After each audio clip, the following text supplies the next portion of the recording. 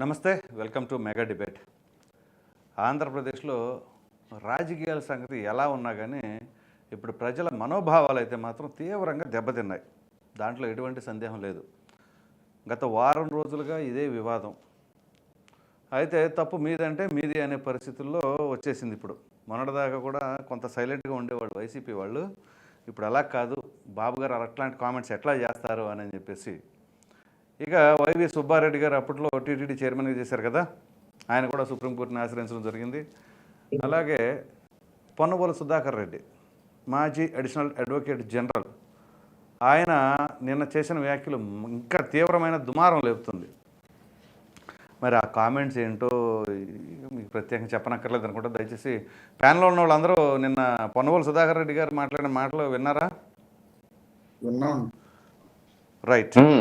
So దానికి సంబంధించి అట్లాగే ప్రజలకు ఎటువంటి సంకేతం వెళుతుంది అనే అంశాలను ఈరోజు మనం ప్యానల్లో డిస్కస్ చేయబోతున్నాం. ప్యానల్లో ఉన్న సభ్యులను ముందుగా పరిచయం చేస్తాను. తెలుగుదేశం పార్టీ అధికార ప్రతినిధి సతీష్ గారు, అలాగే వైసీపీ అధికార ప్రతినిధి కారుమంచి రమేష్ గారు, జనసేన పార్టీ అధికార ప్రతినిధిగా సుజాత గారు మరి కొద్దిసేపట్లో వచ్చి జాయిన్ అవుతారు. అలాగే రాజకీయ విశ్లేషకులు గౌతమ్ గారు. అందరికీ నమస్కారం అండి.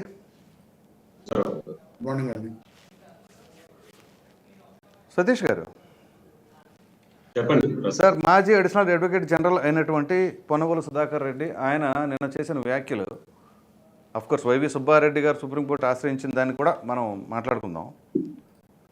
సో ఆయన చేసిన వ్యాఖ్యలు ఏంటి అంటే, పంది కొవ్వు అది కేజీ వచ్చేసి 1400 రూపాయలు ఉంటుంది, బంగారాన్ని తీసుకొచ్చి రాగిలో కలుపుతామా అన్నట్లుగా ఆయన చెప్పారు. అన్నట్లుగా ఏంటి అన్నారు. సో అదేవిధంగా అక్కడ ఆవు నెయ్యి అనేది 320 రూపాయలకి వస్తుంది కాబట్టి దాన్ని రాగితో ఆయన కంపారిజన్ చేసుకున్నాడు అనుకోండి. సో దాన్ని అసలు ఎట్లా చూస్తారు చెప్పండి. ప్రసాద్ గారు, ముందుగా మీకు అదేవిధంగా ఆదాయ వీక్షకులకి ప్యానల్లో ఉన్నట్టయితే ప్రజలందరికీ నమస్కారం అండి. నమస్కారం సార్. తిరుమల తిరుపతి దేవస్థానం అనేది ప్రపంచవ్యాప్తంగా ఉన్న హిందువులందరికీ ఒక ఆరాధ్యనీయమైన క్షేత్రం, పరమ పవిత్రమైన పుణ్యక్షేత్రం. అటువంటి పుణ్యక్షేత్రాన్ని గత 5 ఏళ్లలో వైసీపీ పాలకులు హిందూ మత విశ్వాసాల పట్ల ఏమాత్రం గౌరవం లేని వ్యక్తులను టీటీడీ చైర్మన్ గా నియమించి, వారికి వంత పాడేవాళ్ళని టీటీడీ ఈఓలుగా నియమించి, అన్య మతస్థులను తీసుకొచ్చి టీటీడీలోను వాటి అనుబంధ సంస్థల్లోనూ ఉద్యోగాలు ఇచ్చి ఎట్లాగా అపవిత్రం చేయడానికి ప్రయత్నించారో మనం గత 5 ఏళ్లు చూసాం.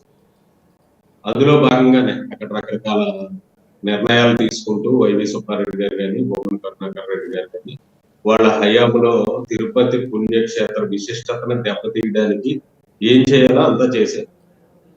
తెలుగుదేశం పార్టీ జాతీయ అధ్యక్షుడు ప్రస్తుతం మన ముఖ్యమంత్రి గారు చంద్రబాబు నాయుడు గారు శ్రీ వెంకటేశ్వర స్వామి వారికి పరమ భక్తుడై ఎప్పుడు అంటే ఆ రోజున అలిపిరిలో 14 క్లైమోర్ మైన్లు పెట్టి ఆయన హతమార్చడానికి నక్సలైట్లు ప్రయత్నించినప్పుడు కూడా ఆయనతో పాటు పర్యాటకులు వెళ్ళిన వాళ్ళంతా క్షేమంగా బయటపడ్డారు. అది వెంకటేశ్వర స్వామి ఇచ్చిన పునర్జన్మని చంద్రబాబు నాయుడు గారి చెప్పుకుంటారు. ఆయనకి అవకాశం కుదిరినప్పుడల్లా కూడా వెంకటేశ్వర స్వామి దేవస్థానాన్ని ఎలాగ అభివృద్ధి చేయాలి, తిరుమల తిరుపతి పవిత్రతను ఎట్లా కాపాడాలి అనేది ఆయన ఎప్పుడు ఆలోచన చేస్తూ ఉంటారు. ఈ పరిణామ క్రమంలోనే ఆయన మా తెలుగుదేశం ప్రభుత్వం, కూటమి ప్రభుత్వం అధికారంలోకి రాగానే తిరుమల ప్రక్షాళన మీద ఆయన మొట్టగా దృష్టి సారించారు. జేఈఓ అదే తిరుపతి టీటీడీ ఈఓగా శ్యామలరావు గారిని అక్కడ ప్రక్షాళన చేపట్టడంలో కానీ చేస్తూ వెళ్తున్న సందర్భంలో అక్కడ తిరుపతి లడ్డూల్లో జంతు సంబంధిత కల్తీ పదార్థాలు కల్తీ అవుతున్నాయని కొన్ని ల్యాబ్ రిపోర్ట్లు అది ఆయన దృష్టికి వచ్చాయని మాట్లాడారు. ఆయన ఏదో దీన్ని వివాదం చేయాలనో ఇదో కాదు, తిరుమల పవిత్రతని వైసీపీ హయాంలో ఎట్లా భగ్నం చేశారు, ఎట్లా తిరుమల క్షేత్రాన్ని అపవిత్రం చేశారు అనేది ఆయన మాట్లాడిన మాట. దానికి ఈ వైసీపీ వాళ్ళు ఏదో రాజకీయ రంగం పుట్టింది. నిజంగా అక్కడ తప్పు జరగలేదనుకోండి, అవన్నీ అక్కడ ఉన్నటువంటి ల్యాబ్లు ఆ పరీక్షలు అవన్నీ తేలుస్తాయి. వీళ్ళు ఏంటంటే వీళ్ళకి ఫస్ట్ నుంచి ఎదురుదాడు అలవాటు. మా ప్రభుత్వం మీద మచ్చేస్తారా లేకపోతే మా నాయకుల మీద మచ్చేస్తారని. నేను మీరు చెప్తున్నారు వైవి సుబ్బారెడ్డి గారి పక్షాన సుప్రీం కోర్టులో పిటిషన్ దాఖలు చేయడానికి వెళ్ళిన పొన్నబోలు సుధాకర్ రెడ్డి మాట్లాడిన మాటలు చూసాం. పొన్నబోలు సుధాకర్ రెడ్డి ఏమంటాడు, పందికో ఏదో 1200 రూపాయలు, నెయ్యేమో 300 అంట. అదే అండి, ఎత్తడి పట్టుకొచ్చి బంగారంలో కలుపుతారా, పుట్టడే రాగి చెంబు అసలు తిరుపతి లడ్డు అనేది దాని విశిష్టత ఏంటి, దాని పట్ల ఉండే భక్తుల్లో ఉండే నమ్మకం ఏంటి, అదంతా ఒక పెద్ద కథనం అది. దాని గురించి మాట్లాడాల్సి వస్తే అసలు వీళ్ళకి ఆ విశ్వాసాలు లేవు కాబట్టి ముందుగా ఏంటంటే తిరుపతి శ్రీ వెంకటేశ్వర స్వామి మీద వీళ్ళకి ఏ విధమైన భక్తి భావం ఉండదు. లేకపోతే వీళ్ళకి అక్కడ ప్రసాదాల మీద కానీ, అన్న ప్రసాదం మీద కానీ, అక్కడ జలప్రసాదం మీద కానీ వీళ్ళకి ఎటువంటి విశ్వాసాలు లేవు కాబట్టి వీళ్ళు ఇట్లా మాట్లాడుతున్నారు. నేను ఇంకొక పాయింట్ అడుగుతున్నాను ప్రసాద్ గారు. ఇదే వైవి సుబ్బారెడ్డి నేను సుప్రీం కోర్టులో పిటిషన్ వేశారు కరెక్ట్. కానీ వైవి సుబ్బారెడ్డి హయాంలో జరిగిన అక్రమాలు, వాళ్ళు టీటీడీలో చేసిన తప్పుల మీద ఒక విజిలెన్స్ అండ్ ఎన్ఫోర్స్మెంట్ ఎంక్వైరీ జరుగుతుంది. మీ దృష్టికి వచ్చిందో లేదు? అది కూడా నిన్న యాదృచ్ఛికంగా నిన్నే హైకోర్టులో విచారణకు వచ్చింది. విజిలెన్స్ అండ్ ఎన్ఫోర్స్మెంట్ ఎస్పీ సుబ్బారెడ్డికి ఒక 7 నోటీసులు జారీ చేయడం జరిగింది. అబ్బాయి ఆ నోటీసులు జారీ చేయడం తప్పు, ఆ కేసు కొట్టేయండి అని చెప్పి నిన్న హైకోర్టులో సుబ్బారెడ్డి తరఫున నాగిరెడ్డి అనే న్యాయవాది వాదిస్తున్నారు. ఇప్పుడు వీళ్ళ తప్పులు చేయలేదు అనుకోండి, వీళ్ళకి న్యాయ వ్యవస్థ మీద నమ్మకం సుప్రీంకోర్టుకి వెళ్ళారు అనుకుందాం. వీళ్ళు తప్పులు చేయనప్పుడు హైకోర్టులో జరుగుతున్న విచారణ కొట్టేయమని ఎందుకు మళ్ళీ పిటిషన్ వేసుకోవలేదు? అసలు వీళ్ళంతా ద్వంద్వ ప్రమాణాలతో కూడుకున్న వ్యక్తులు. వీళ్ళ హయాంలో తప్పులు జరిగినాయి, ఆ తప్పుల్ని వెలికి తీసి, అంటే అక్కడ ఏదో రాజకీయ కక్ష ధోరణం ఇంకోట కాదు, తిరుమల విశిష్టతని పరిరక్షించాలని కేవలం ఒకే ఒక ఉద్దేశంతో ఈ రోజున టీడీపీ, జనసేన, బీజేపీ కూటమి ప్రయత్నం చేస్తుంది. దానికి వీళ్ళు ఏదో గుమ్మడికాయలు దొంగ అంటే భుజాలు దొంగకున్నట్టు నిన్న భూమల కరుణాకర్ రెడ్డి వెళ్ళి తిరుపతిలో డ్రామా క్రియేట్ చేశారు. తిరుమలలో రాజకీయాలు మాట్లాడుకునే కనీస జ్ఞానం లేదా వ్యక్తికి. ఈవేళ ఉప ముఖ్యమంత్రి పవన్ కళ్యాణ్ గారు ఉన్నారు. పవన్ కళ్యాణ్ గారు ఈ అంశం మీద ఒక ప్రాయశ్చిత్త దీక్ష చేస్తున్నారు. ఎంత దారుణం అంటే తిరుమల విశిష్టతను కాపాడడానికి. నేను పవన్ కళ్యాణ్ గారు మనం మాట్లాడిన మాటలు చూస్తే మనం ఇతర మతాలను మనం కించపరచాలని కాదు, కానీ ఇతర మతాల్లో ఏదైనా ఇటువంటి సంఘటన జరుగుంటే ఈ పాటికి ఎంత రాద్ధాంతం చేసి ఉండేవారు పెద్ద మనుషులందరూ. హిందువులు ఏంటంటే శాంతి కాముకులు, శాంతియుతంగా మనం ఇక్కడ ఈ వ్యవస్థల్ని, మన ధర్మ పరిరక్షణని కాపాడుకోవాలనే ఉద్దేశంతో మనం వ్యవహరిస్తున్నాం కాబట్టి వీళ్ళు ఇష్టారాజ్యంగా చేసుకుంటూ పోయారు గత 5 ఏళ్ళు. ఈ ఇష్టారాజ్య చర్యలను మనం ఇప్పుడు ప్రశ్నిస్తుంటే వాళ్ళకి బాధ వస్తుంది. సో అలాగే ఇప్పుడు చంద్రబాబు నాయుడు గారు చేసిన వ్యాఖ్యలే తప్పుడు వ్యాఖ్యలు అన్నట్టుగా వాళ్ళ యొక్క అభిప్రాయం.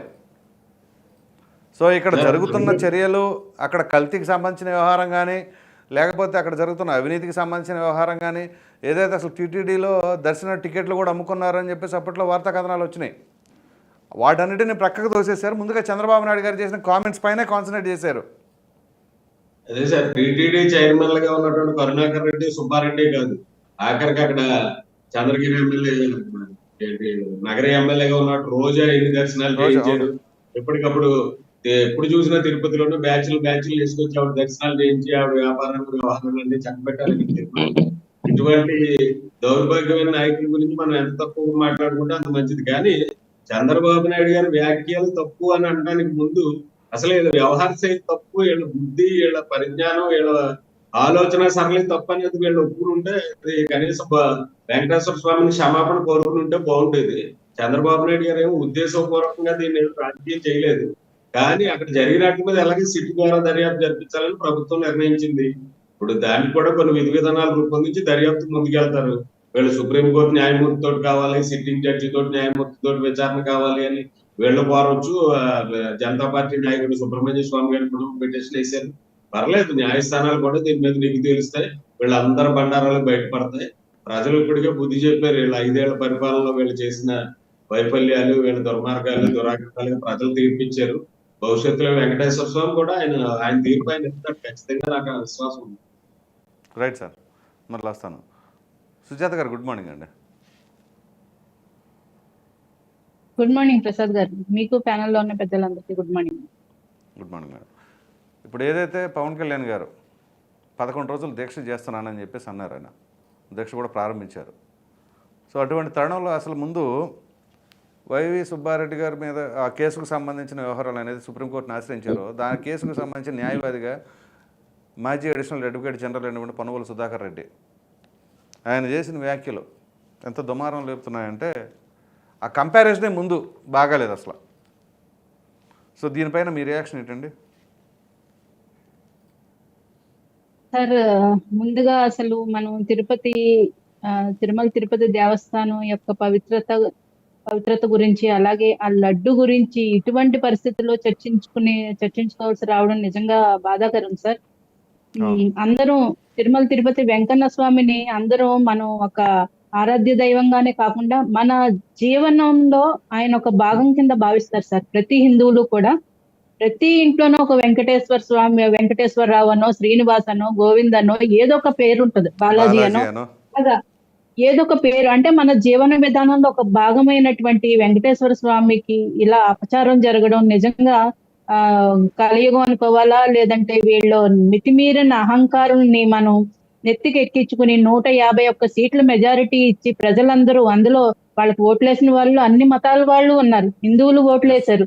వేసినందుకు ఈ రోజు మీరు హిందువుల్ని, అటు ముస్లింస్ ని అందరినీ నిజంగా చాలా దారుణంగా అవమానించడమే కాకుండా బాధ పెట్టారు. తిరుమల పవిత్రతని నాశనం చేశారు. ఈ రోజు సార్ పొన్నవాళ్ళ సుధాకర్ గారి వ్యాఖ్యలు ఇంకా మరింత అగ్నికి ఆజ్యం పోసినట్టు, వాళ్ళ అహంకారం ఏమాత్రం తగ్గలేదు. వాళ్ళు ఇంకా అదే అహంకారంతో ఇంకా అవమానపరిచే మాటలే మాట్లాడుతున్నారు అన్నది మనకు స్పష్టం అవుతుంది సార్. అంటే పంది కొవ్వు ఏదైతే ఉందో దాన్ని బంగారంతో పోలుస్తూ, ఆవు నెయ్యిని రాగితో పోలుస్తూ వాళ్ళు కంపారిజన్ చేయడం గాని, 1400 రూపాయలకి పంది కొవ్వు వస్తుంది. మరి వీళ్ళేమన్నా రోజు అదే వ్యాపారం చేస్తున్నారా? అదే సప్లై చేస్తున్నారా? నాకు అర్థం కాదు. అంటే మనం అంటే మళ్ళా ఏడుస్తారు, బాధపడతారు సార్. పూర్వం వాళ్ళ తాత ముత్తాతలు బ్రిటిష్ వాళ్ళకి ఏదో సప్లై చేశారని ఒక న్యూస్ ఉండేది సార్. మరి అప్పటి నుంచి అదే అవన్నీ ఏవో వార్తలు వస్తా ఉంటారండి, అది కదిలే కానీ సార్ నేను ఇప్పుడు వ్యాపారం మాట్లాడుతాను, చేస్తేనే ఆవిడ రేట్లు కూడా తెలుసు. అదే అదే వ్యాపారం చేస్తేనే రకంగా రేట్లు మరి తెలిసేట్లే కానీ ఆ రేట్లు మరి వీళ్ళు రోజు సప్లై చేస్తున్నట్టు 1400కు దొరుకుతుంది రోజు అంటున్నారు. సప్లై చేయడం 70 ఏంటంటే రూపాయల విషయం నుంచి వచ్చినప్పుడు 70 రూపాయల నుంచి 120 రూపాయల నుంచి 130 రూపాయల నుంచి కూడా దొరుకుతుందని చెప్పి వార్తలు గూగుల్లో బయటకు కొడితే వస్తున్నాయి. వస్తాయి. దానికి ఎంత రేట్ వస్తుందో ఎంత వస్తుందో అన్నది మనకు తెలియదు. 1400 కాదు సార్, 14,000కు దొరికినా కలిపేస్తారా? ఫస్ట్ ఒక ప్రశ్న. ఎంత అయితే అలానే రేటు చెప్తున్నారండి. సంబంధమా, ఇక్కడ నాణ్యతతో సంబంధమా, ఇక్కడ పవిత్రత సంబంధించిన విషయమా? మీరు రేటు గురించి మాట్లాడతారేంటి నాకు అర్థం కాదు. టెండర్ల విషయంలో కూడా అలాగే తక్కువ రేటుకి టెండర్ కోట్ చేశారని చెప్పేసి మీరు ఎలా తీసుకుంటారు? అంటే తిరుపతిలో వచ్చేది మీరు రేటు చూసుకుని డబ్బులు ఆదా చేయాలని చూస్తారా? అక్కడ నాణ్యత అలాగే పవిత్రత చూస్తారా? నాకు అర్థం కాదు. మీ జేబులోంచి డబ్బులేం కాదు ఇచ్చేది. తిరుపతి దేవస్థానానికి వాళ్ళు సొంత సొమ్ము, వాళ్ళు దేవస్థానంలో ఉన్న సొమ్మునే వాడతారు. గవర్నమెంటే ఇంకా తిరుపతి దేవస్థానం నుంచి సొమ్ము తీసుకుంటది కానీ టీటీడీకి ఏమి గవర్నమెంట్ ఇవ్వదండి. జగన్మోహన్ రెడ్డి గారి జేబులోంచి కూడా ఇవ్వరు. మరి అలాంటిది మీరు పవన్ కళ్యాణ్ గారు చెప్పించుకుంటారు. తగ్గించాల్సిన అవసరం ఎవరెవరులేండి అది. అదే సార్, తగ్గించాల్సిన అవసరం ఏంటి? మీకు ఎవరు చెప్పారు ఇంత తక్కువ కోట్ చేయండి అమ్మా?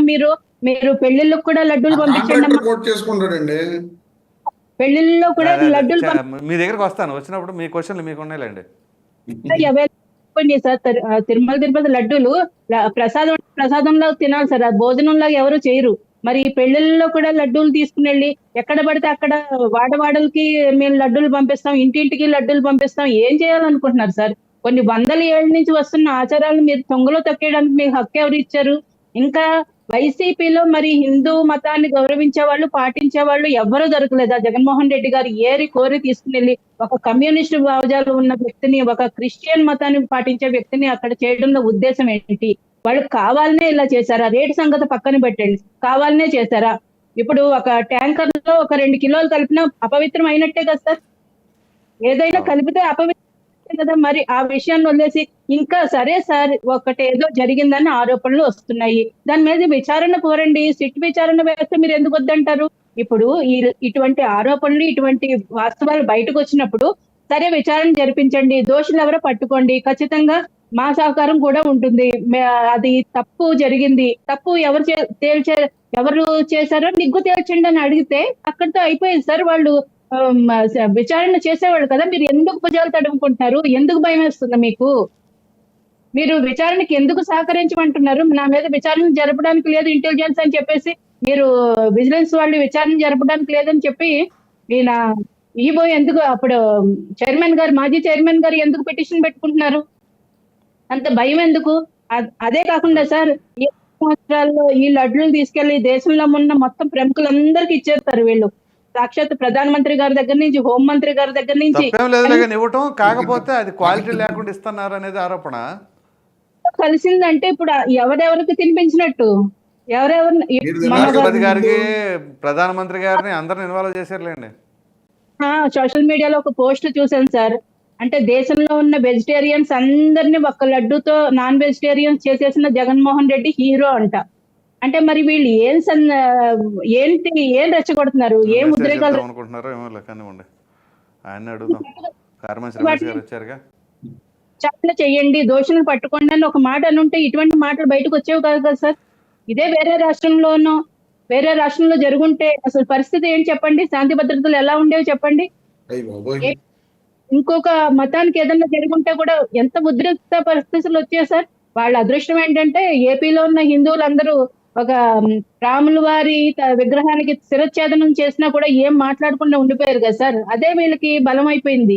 బలం అనుకోవాలో బలుపు అనుకోవాలో మరి ఇంకేదో అనుకోవాలో మనకు అర్థం కాదు. కానీ ఒక ధైర్యం, వీళ్ళేం మాట్లాడరు, వీళ్ళేం బయటపడరు, వీళ్ళేం పోరాటాలు చేయరని. ఇప్పుడు గారికి లేఖ రాశారు సార్. లేఖ రాసి ఏమనాలి, విచారణ జరిపించండి అనాలా? దీని గురించి మీ సందేశం ఏంటి, మీరు మీ యొక్క స్పందన తెలియజేయండి. విచారణ చేయమని ఎక్కడ అడగట్లేదు జగన్మోహన్ రెడ్డి గారు. అక్కడ అడుగుతారండి. ఇప్పుడు కార్యమర్శి రమేష్ గారు మాట్లాడిన తర్వాత అడుగుతారు. రమేష్ గారు నమస్కారం. గుడ్ మార్నింగ్ ప్రసాద్ గారు, ప్యానెల్లో ఉన్న సభ్యులకు, ఆదాన్ ప్రేక్షకులందరికీ కూడా గుడ్ మార్నింగ్ అండి. ఇప్పటి వరకు టీడీపీ ప్రతినిధి గారు కానీ, జనసేన ప్రతినిధి గారు కానీ ఎవరు ఇష్టం వచ్చినట్టుగా వాళ్ళు జగన్మోహన్ రెడ్డి గారి గురించి కానీ, వాళ్ళ కుటుంబం గురించి కానీ, లేదా టీటీడీ బోర్డు చైర్మన్స్ గురించి కానీ ఎవరు దోచినట్టుగా, ఎవరు ఇష్టం వచ్చినట్టు వాళ్ళుగా మాట్లాడటం జరిగింది. ముందుగా ప్రసాద్ గారు, మీరు కూడా భక్తుల మనోభావాలు దెబ్బతిన్నాయి అని చెప్పి చెప్పడం జరిగింది. భక్తుల మనోభావాలు అనేవి దెబ్బతీసిన మొట్టమొదటి వ్యక్తి ఎవరండి? చంద్రబాబు నాయుడు గారు. యాక్చువల్గా ఆయన చేతిలో ఎటువంటి రిపోర్టు లేకుండా అందరూ దేవదేవుడిగా ఈ రాష్ట్రం మొత్తం కాకుండా ప్రపంచంలో ఉన్న కోట్లాది మంది హిందూ భక్తులందరూ కూడా పూజించే వ్యక్తి గురించి వెంకటేశ్వర స్వామి ఆలయంలో ఇలా జరిగింది అని చెప్పి ఆయన చేతిలో ఎటువంటి రిపోర్టు లేకుండా ఒక పార్టీ సమావేశంలో, ఎన్డీఏ శాసనసభ్యుల సమావేశంలో తిరుపతి లడ్డూ ప్రసాదంలో జంతువుల ద్వారా కొవ్వు కలిసిందని చెప్పి ఎలా చెబుతారండి? ఆయన ఎలా చెప్తారు? ఆయన కాదండి మొట్టమొదటి వ్యక్తి హిందువుల మనోభావం దెబ్బతీసిన వ్యక్తి. అలాగే టీడీపీ ప్రతినిధి గారు చెప్పడం జరిగింది, చంద్రబాబు నాయుడు గారు అంత పరమభక్తుడు ఎవరూ లేరంట.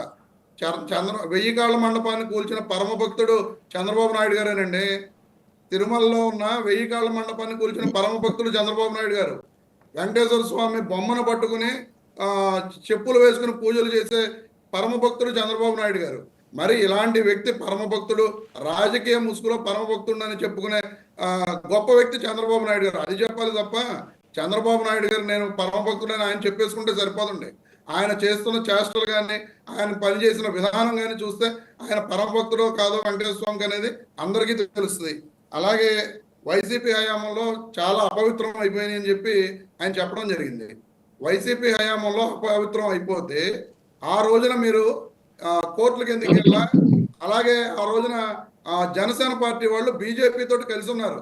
ఒక్కసారైనా పవన్ కళ్యాణ్ గారు కేంద్రంలో ఉన్న ప్రభుత్వం, ఆయన చెబుతారు కదా నాకు ఇంటెలిజెన్స్ సమాచారం ఉంది, 32,000 మంది ఆడవాళ్ళని పట్టుకుపోయారని చెప్పి చెప్పడం జరిగింది. ఇలాగని చెప్పి ఆయన రకరకాల కేంద్ర ఇంటెలిజెన్స్ సమాచారం ఉందని చెప్పే వ్యక్తి ఆ రోజున కేంద్ర ప్రభుత్వానికి ఇక్కడ వైసీపీ హయాంలో ఈ గుళ్ళు గోపురాలు ఎన్ని అపవిత్రం జరుగుతున్నాయని చెప్పి ఒక్కసారైనా కంప్లైంట్ చేయడం జరిగిందా?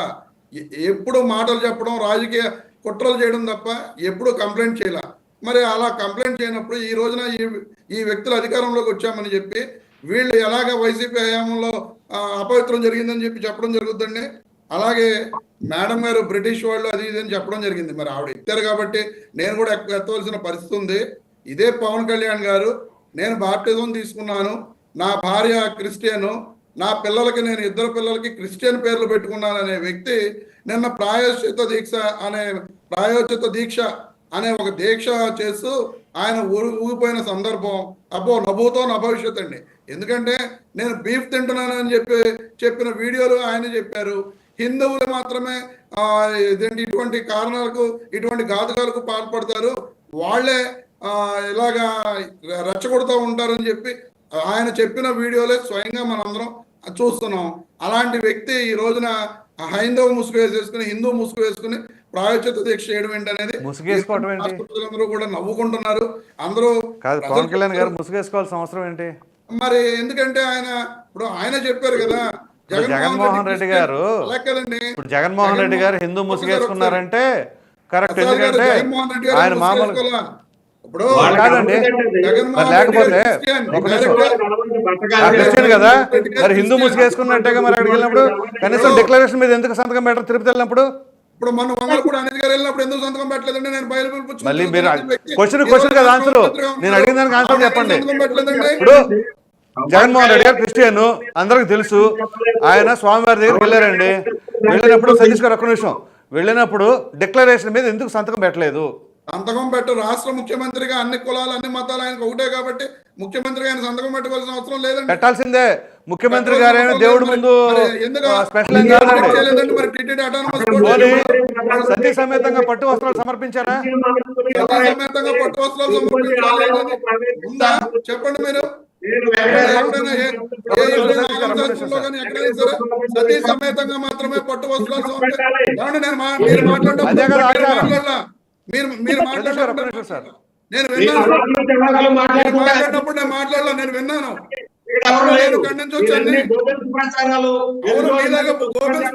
గోబల్స్ ప్రచారం ఈ రాష్ట్రంలో ఎవరికి చేత కాదు. చెప్పండి చెప్తున్నారు రమేష్ గారు ఒక నిమిషం. ఇప్పుడు ఎందుకంటే ప్రశ్నలన్నీ మనవాడిగా ఆయన చెప్పాలి సమాధానం, చెప్పండి. నేనే చెప్తున్నానండి. ఇప్పుడు ఎక్కడా కూడా ఏ శాస్త్రంలోనూ సతీ సమేతంగానే అక్కడ తిరుమల తిరుపతి దేవస్థానంకి వెళ్ళి పూజలు చేయాలని చెప్పి ఎక్కడన్నా ఉందండి? చెప్పండి మీరు. ఆచారం సార్, అది ఆచారం నేను కాదనలా. కానీ మరి ఆచారం జగన్మోహన్ రెడ్డి గారు అనే వ్యక్తి క్రిస్టియన్ కాబట్టి ఆయన తిరుమల తిరుపతి దేవస్థానం ఈ రాష్ట్ర ప్రజలందరూ ఒకే విధంగా ఆయన చూశారు కాబట్టి తిరుమల తిరుపతి దేవస్థానంకి వెళ్ళి ఆయన పూజ చేశారు.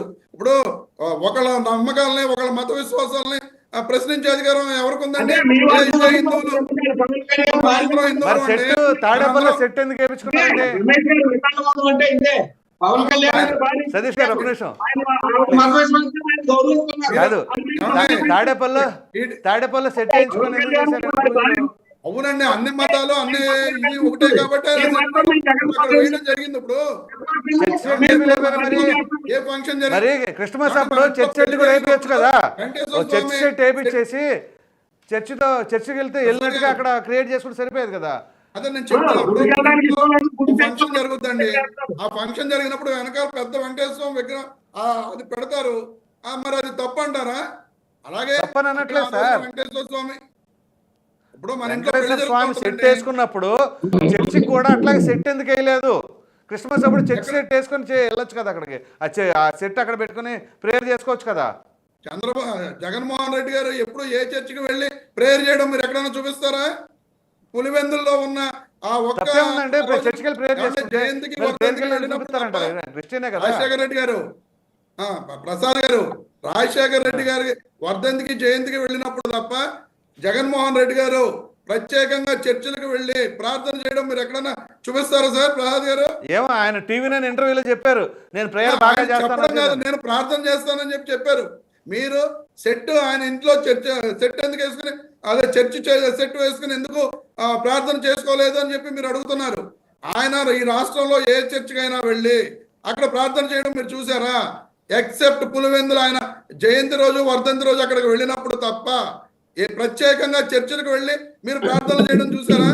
చూడలేదు కదండి. ఇప్పుడు పనుగోలు సుధాకర్ రెడ్డి చేసిన వ్యాఖ్యల్ని మీరు ఏ విధంగా చూస్తారు? సుధాకర్ రెడ్డి గారు అక్కడ జరిగిన ఇప్పుడు చంద్రబాబు నాయుడు గారు వేసిన నిందని ఇప్పుడు ఆయన టీటీడీలో ఇలా జరిగిందని చెప్పడం జరిగిందండి. ఇవన్నీ కాదు సార్, ఒకటే ఒక సూటి ప్రశ్న. ఆ ట్యాంకర్స్ ఎప్పుడు వచ్చినాయి, ఎప్పుడు వాటిని శాంపిల్ టెస్ట్కి పంపించారు? జగన్మోహన్ రెడ్డి గారి హయాంలో శాంపిల్ టెస్ట్కి పంపించారా? చంద్రబాబు నాయుడు గారు హయాంలో శాంపిల్ టెస్ట్కి పంపించారా? ఇదే చంద్రబాబు నాయుడు గారు ఆయన చెప్పడం ఏం చెప్తారు? ఆ నెయ్యిలో కల్తీ పంది కొవ్వును కలిసింది క్లియర్ గా నేను చెప్తున్నానని చెప్పి చంద్రబాబు నాయుడు గారు చెప్పారు. నిన్న లోకేష్ గారు ఏమని ట్వీట్ చేశారు? ఆ ట్యాంకర్స్ వచ్చినాయి, మేము 4 ట్యాంకర్లు వెనక పంపించామంటారు. మరి వాళ్ళ తండ్రి కొడుకులు ఇద్దరికి వాళ్ళకే అదే విషయం మీద క్లారిటీ లేదు. క్లారిటీ లేదు, కల్తీ కలిసిందని చెప్పి వీళ్ళు ఎలా ప్రూవ్ చేస్తారండి?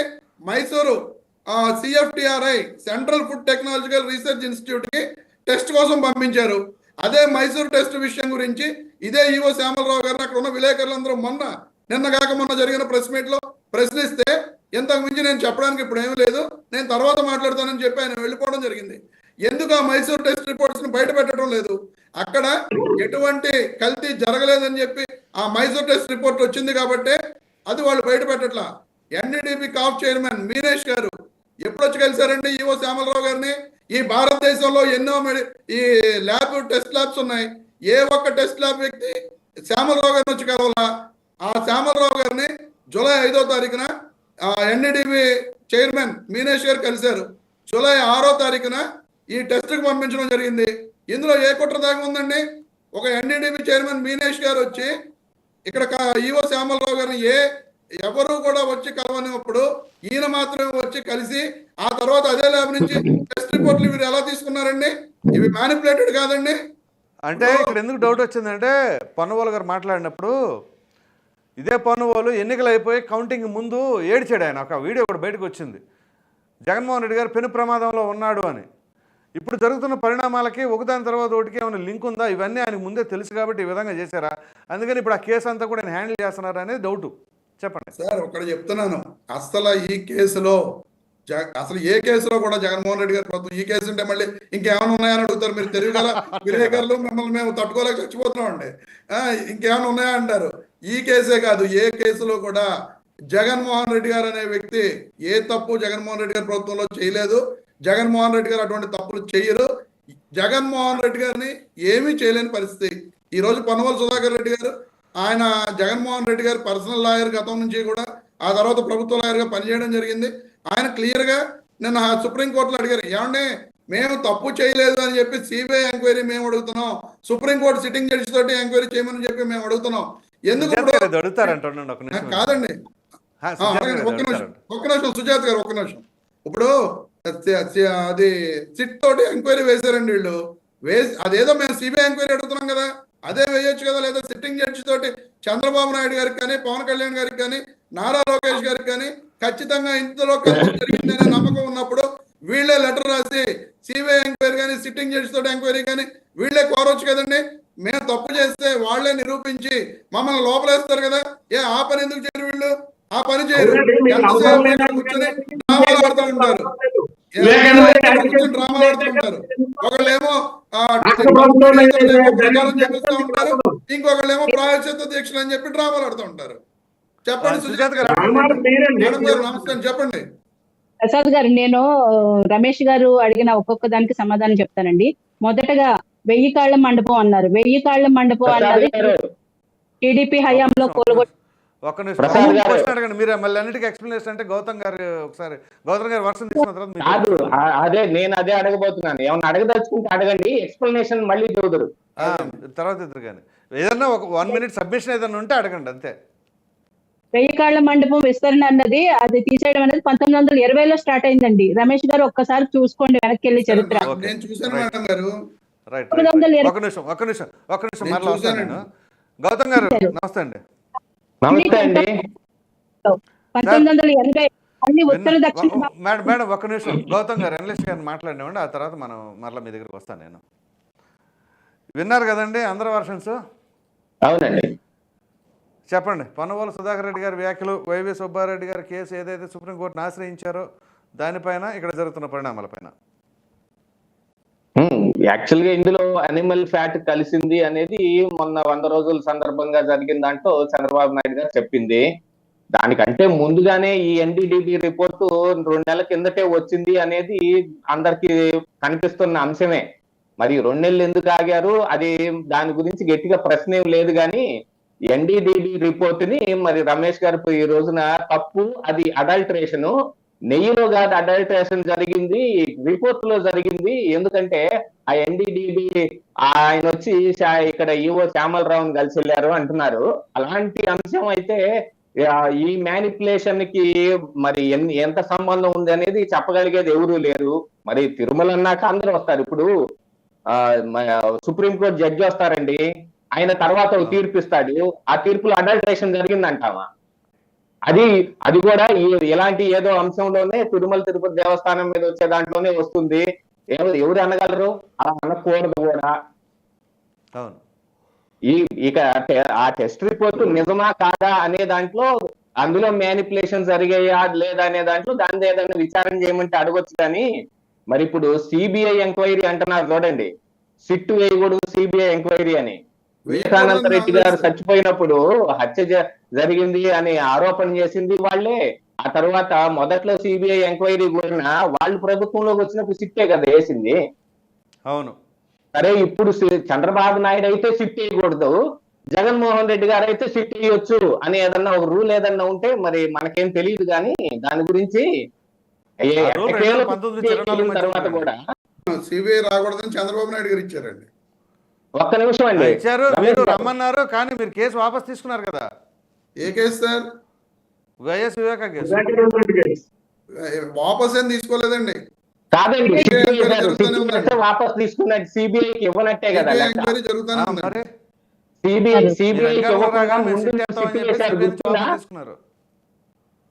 సిబిఐ ఎంక్వైరీకి ఇవ్వకుండా చంద్రబాబు నాయుడు గారు దిగిపోయిన తర్వాత, జగన్మోహన్ రెడ్డి గారు సీఎం అయిన తర్వాత సిబిఐ ఊసే ఎత్తకుండా సిట్టు వేశారు. అందులో బీటెక్ రవి మీద, ఆదినారాయణ రెడ్డి మీద, ఇద్దరి మీద వాళ్ళిద్దరి మీద ఆరోపణలు చేసి వాళ్ళిద్దరిని ఏదో మరి ఏం చేద్దాం అనుకున్నారు. ఇక అది తర్వాత వాళ్ళ అంశం. అది సిబిఐకి ఎట్లా వెళ్ళిందో మనం చూసాం కదా. అయినా సిబిఐకి వెళ్ళినా కూడా కరెక్ట్ గా జరిగిందని ఏముంది చెప్పండి? ఈ రోజుకి వివేకానంద రెడ్డి గారి కేసు ఏం తేలలేదు. మరి అది ఆడ వేసిన గొంగళ ఆడనే ఉన్నట్టుగానే ఉంది. సరే, ఇంకా పొన్నవోలు సుధాకర్ రెడ్డి గారు ఏం మాట్లాడారు అని అంటే, ఇక ఇప్పుడు ప్రశస్తమైన పందుకు 1400 రూపాయలు అమ్ముతుందేమో మనకి తెలియదులే. కానీ మరి కలిపే వాళ్ళందరూ A1 క్వాలిటీ తీసుకొచ్చి కలుపుతారా అండి? యూజువల్ గా ఏం చేస్తారు? మృత కళేబరాల నుంచి తీసిన కొవ్వు, కోసినప్పుడు వృధాగా వచ్చిన కొవ్వు, ఇవన్నీ కుప్పలేస్తారు చూడండి. అలా కుప్పలేసిన వాటిని కలుపుతారు. ఈ ఒక్క అంశంలోనే కాదు, మనకి గతంలో కూడా కొన్ని పెద్ద పెద్ద ఇంటర్నేషనల్ కంపెనీలు, నెస్లే లాంటివి, చాక్లెట్లలోను లేకపోతే నూడిల్స్ లో కూడా ఇలాంటి ఆవు కొవ్వు అవశేషాలు వచ్చాయి అని బ్యాన్ చేసిన కంపెనీలు లేవా అండి? అవును. నాకు మ్యాగీ వండటం ఒక్కటే వచ్చు, ఇప్పుడు అది కాస్త బ్యాన్ చేశారని కామెడీలు కూడా రాలేదా? అందులో కూడా కలిపింది ఈ బీఫ్ టాలోనే. అంటే ఇప్పుడు 20 రూపాయలకి 30 రూపాయలకి అమ్మే ఆ మ్యాగీలో కూడా 1400 రూపాయల కొవ్వు తీసుకొచ్చి కలుపుతారా? కాదు కదా.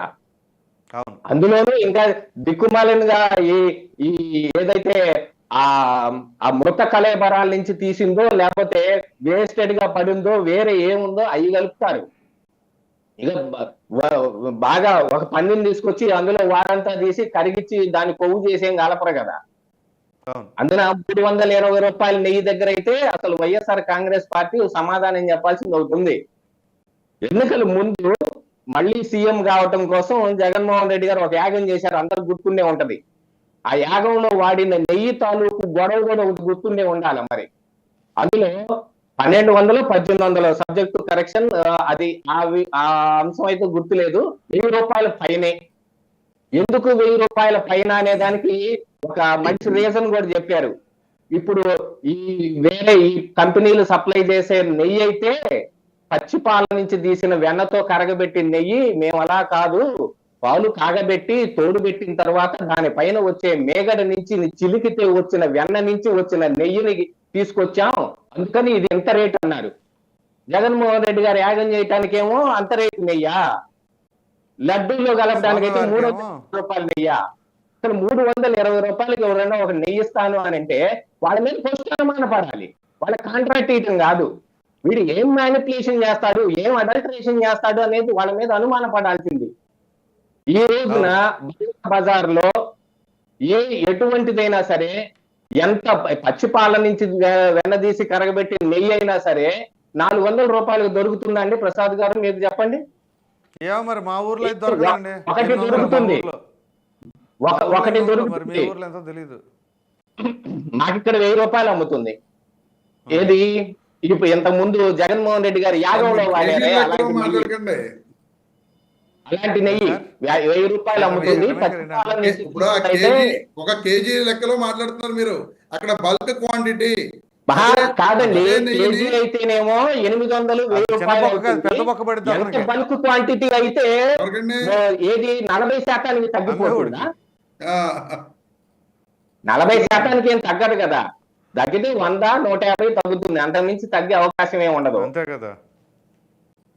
ఇక ఇక ఈ నెయ్యి విషయంలో గనక ఏదైనా జరిగింది, దీంట్లో ఆలయానికి ఏం ఇబ్బంది జరిగింది, దాని ఇక యాక్చువల్ గా ఎంత అపవిత్రం జరిగింది అనే దానికంటే కూడా గవర్నమెంట్ యాక్చువల్ గా ఆలోచించాల్సింది ఏంటి చెప్పండి ఇక్కడ ఇందులో? ఇది భక్తులకు వితరణ చేయవలసిన లడ్డు ప్రసాదం. అంటే భక్తులు దీన్ని తింటారు, మరి వాళ్ళ ఆరోగ్యం కూడా ఇంక ముఖ్యమే కదా. అంటే ప్రజలు అని బాగా ఎక్కువగా హత్తుకునే జగన్మోహన్ రెడ్డి గారు ఆ ప్రజారోగ్యం పట్టించుకోవాలా. యజ్ఞంలో పోసే దానికేమో 1000 రూపాయల పైన నెయ్యి పెట్టారు, ప్రజలకు వితరణ చేయబడే ఈ లడ్డు ప్రసాదాలకు మాత్రం 320 రూపాయల నెయ్యి పెట్టారు. ఎక్కడ న్యాయం అండి?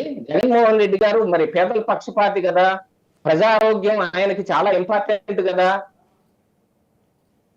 అందుగురించే కదా యాగం చేసింది, ప్రజలందరూ బాగుండాలనే కదా ఆయన యాగం చేసింది. రాజశ్యామల యాగం కానివ్వండి, చండీ యాగం కానివ్వండి, ఏ యాగం అయినా. అవును సార్, ఆయన యాగం చేశాడు కాబట్టే కదా ప్రభుత్వం మారింది.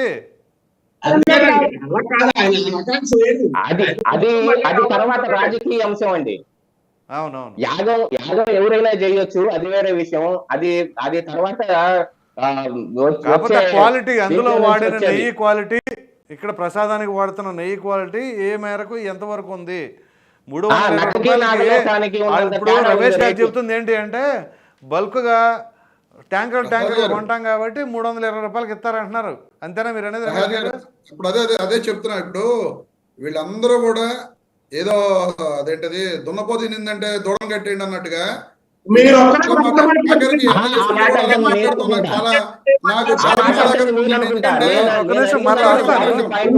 కాదు రమేష్ గారు, మీరు అందరికీ సమాధానం చెప్పండి. అడిగిన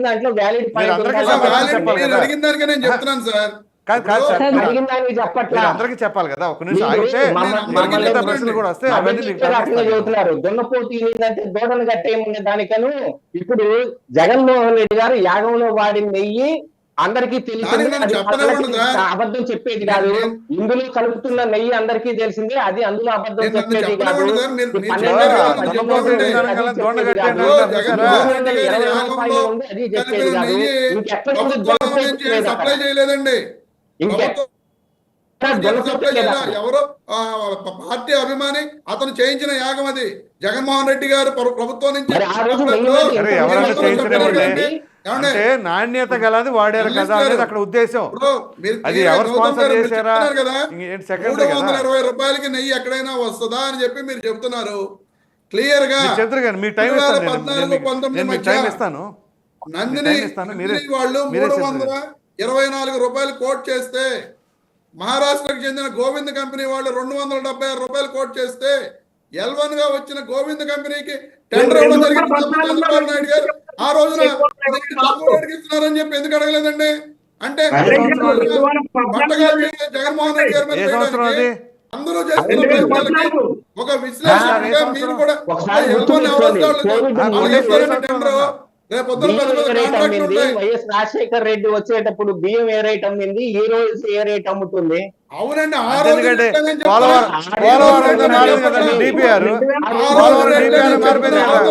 ఆ విషయం గుర్తు పెట్టుకోవాలి. గౌతమ్ గారు ఆ రోజు రేట్లు ఈ రోజు రేట్లు కదా, నేను ఆ రోజు సతీష్ గారు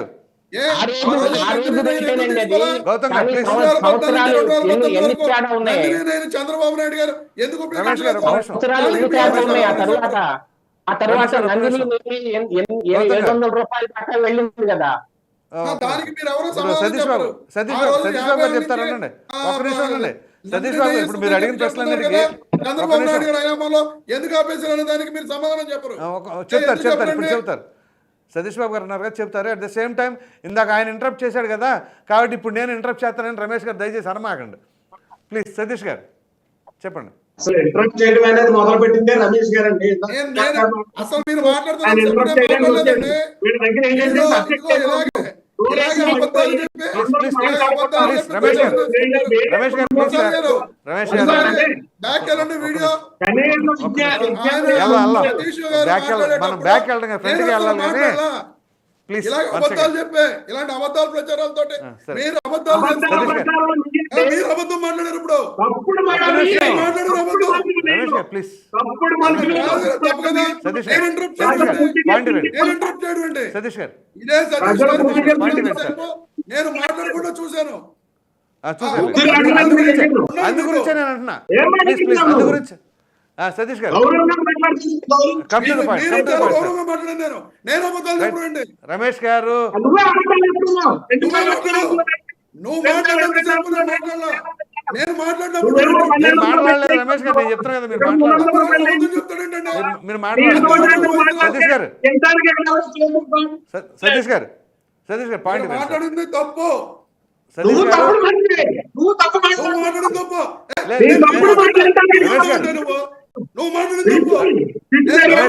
మీరు ఇవాళ ఫైర్ అవుతున్నారు రమేష్ గారు. సతీష్ గారు రమేష్ గారు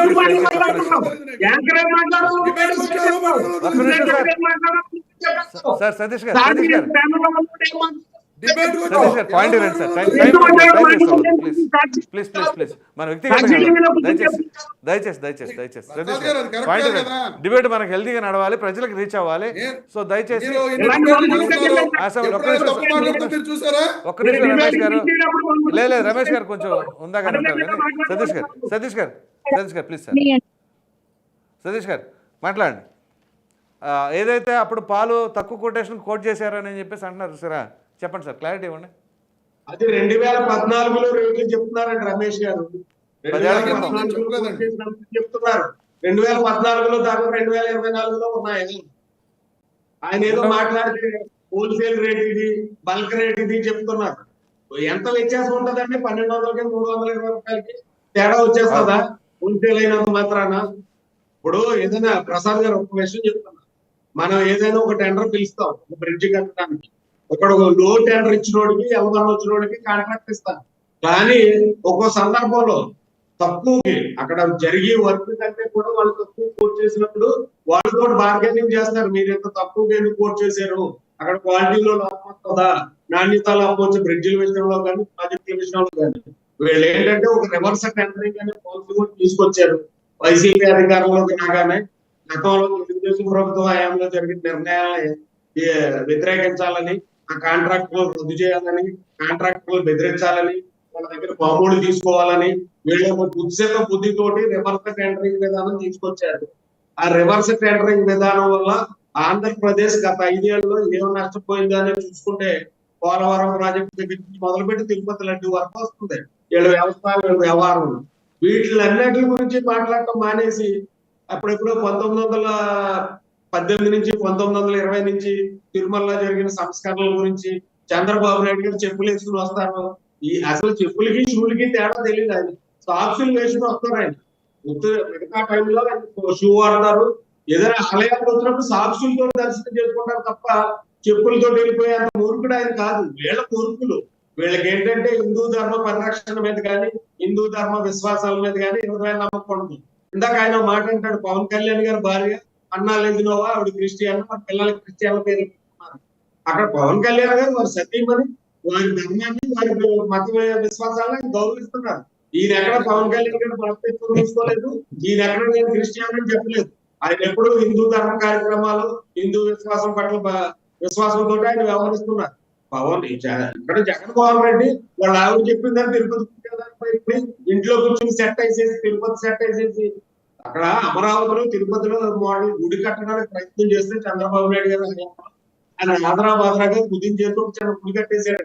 ఎందుకంటే ఒక విశిష్టమైన దేవాలయం అమరావతిలో ఉండకూడదు అనేది. వీళ్ళు బుద్ధిని మార్చుకోకుండా వీళ్ళు ఎదుటోళ్ళ మీద బొత్తు చల్లేసి ఎదుటోళ్ళ మీద రాళ్ళు చేసి ఇప్పుడు అధికారంలో ఉన్న 5 ఏళ్ళు డైవర్షన్ పాలిటిక్స్ చేసి ప్రతిపక్షాలు మాట్లాడినవ్వకుండా, విశ్లేషకులు మాట్లాడినవ్వకుండా, మీడియాలు మాట్లాడినవ్వకుండా గొంతు నొక్కేశారు. ఇప్పుడు కూడా గొంతు నొక్కేద్దామని చూడటం ఏంటి నాకు అర్థం కాదు. ఆదాన్ టీవీ కూడా వీళ్ళు సొంత టీవీ అనుకుంటున్నాడే. ఇది సాక్షి టీవీ కాదు, ఇది ఆదాన్ టీవీ, అందరి టీవీ. ఇది దీని గురించి కూడా ఆయన తెలియకుండా మీరేం మాట్లాడాలి ఆయన డిసైడ్ చేసేస్తున్నట్టు. గౌతమ్ గారు మాట్లాడుతుంటే ఆయన డిసైడ్ చేసేస్తున్నారు, సుజాత్ గారు మాట్లాడుతుంటే ఆయన ఇంటరప్ట్ చేసేస్తున్నారు, అందరినీ మాట్లాడితే కుదురుతుందండి. నేను ఎప్పుడూ ఒకటే చెప్తున్నా, ఇప్పుడు అదే సిబిఐ దర్యాప్తు అడుగుతున్నారు, ఇక్కడ రాష్ట్ర ప్రభుత్వం సిట్ దర్యాప్తుకు ఆదేశించింది. ఇందాక గౌతమ్ గారు మంచి పాయింట్లు ఏమన్నా వివేకానంద రెడ్డి హత్య జరిగినప్పుడు ముందు సిబిఐ దర్యాప్తు కావాలని, తర్వాత సిబిఐ దర్యాప్తు అక్కర్లేదని వాళ్ళు ఎన్ని నాటకాలు ఆడారో మనం చూసాం. వాళ్ళకి అవసరం ఉన్నప్పుడు ఒక విధానం ఉండాలి, వాళ్ళకి అవసరం లేనప్పుడు ఒక విధానం ఉంది. మైసూర్ ల్యాబ్ రిపోర్ట్ ఏదో ఉందని చెప్పేసి అడుగుతున్నారు రమేష్ గారు, దానికి ఆన్సర్ చేయండి. ఎన్డీడీబీ ల్యాబ్ రిపోర్ట్ కాదండి, మైసూర్ ల్యాబ్ రిపోర్ట్ ఉందండి. సిఎఫ్ఆర్టీఏ రిపోర్ట్ అండి. సిఎఫ్ఆర్టీఏ రిపోర్ట్ అండి. ఈవో శ్యామలరావు గారిని అడిగితే దాని గురించి నేను ఇప్పుడేం మాట్లాడనని చెప్పి లేచి వెళ్ళిపోయాడు ఆయన. మేము ఆ ల్యాబ్ కి సార్ ఆయన అడిగారు, నేను చెప్తున్నా, నేను ఆ ల్యాబ్ కి పంపించలేదు టెస్ట్ అని చెప్పేది. సతీష్ గారి దగ్గర నుంచి ఆన్సర్ తీసుకుందామని అడిగాను లేండి, చెప్పండి.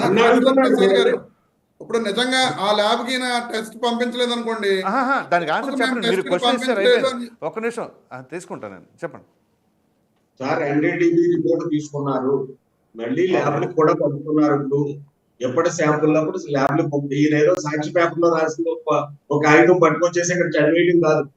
జరిగింది అవసరం లేదు, నాకున్న సబ్జెక్ట్ నీకున్న సబ్జెక్ట్ రా డిబేట్ వెళ్దాం. అదే మాట్లాడదాం.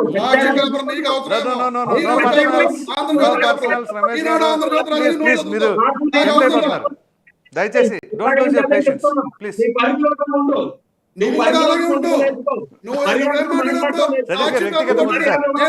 గౌరవం ఇచ్చిపుచ్చుకుందాం సార్. నువ్వు అనకంటే మీరు అని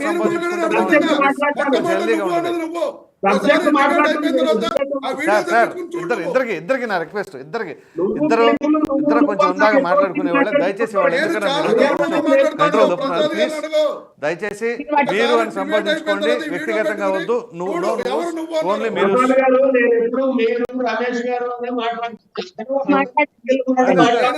అదే సార్, అదే నేను అంటున్నా. ఇద్దరు ఉందాక ఉండేవాళ్ళే, ఇద్దరు ఉందాక ఉండేవాళ్ళు. దయచేసి వ్యక్తిగతంగా వెళ్ళకండి ప్లీజ్. అదే నేను చెప్తున్నా, మీరు వెనక్కి ఒకసారి చూసుకోండి అని చెప్తున్నా సార్. ఇద్దరు గౌరవం ఇచ్చిపుచ్చుకుంటున్నారు, మంచిది. పాయింట్ చెప్పండి సార్. సిఎఫ్ఆర్టీఐ రిపోర్ట్ గురించి మీ దగ్గర ఏమైనా ఇన్ఫర్మేషన్ ఉందా, లేదా మీరు ఒకసారి క్రాస్ చెక్ చేసుకుని దాన్ని ఏమైనా తెలియజేస్తారా?